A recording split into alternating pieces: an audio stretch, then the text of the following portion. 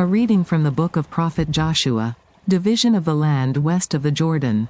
Now these are the areas the Israelites received as an inheritance in the land of Canaan, which Eleazar the priest, Joshua son of Nun and the heads of the tribal clans of Israel allotted to them. Their inheritances were assigned by lot to the 9.5 tribes, as the Lord had commanded through Moses.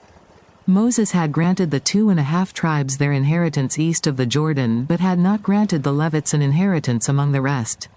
For Joseph's descendants had become 2 tribes, Manasseh and Ephraim. The Levites received no share of the land but only towns to live in, with pasture lands for their flocks and herds. So the Israelites divided the land, just as the Lord had commanded Moses. Allotment for Caleb. Now the people of Judah approached Joshua at Gilgal, and Caleb son of Jephunneh the Kenizzite said to him, "You know what the Lord said to Moses the man of God at Kadesh Barnea about you and me. I was 40 years old when Moses the servant of the Lord sent me from Kadesh Barnea to explore the land. And I brought him back a report according to my convictions. But my fellow Israelites who went up with me made the hearts of the people melt in fear.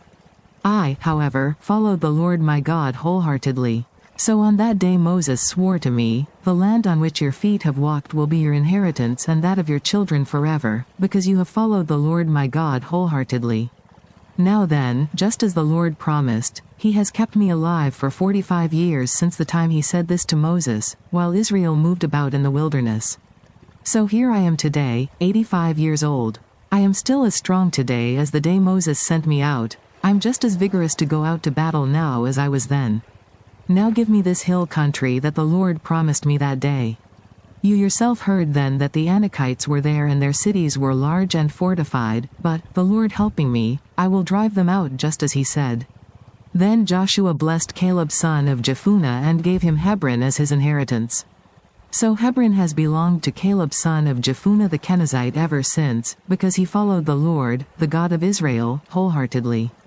Hebron used to be called Kiriath Arba after Arba, who was the greatest man among the Anakites. Then the land had rest from war. The word of the Lord.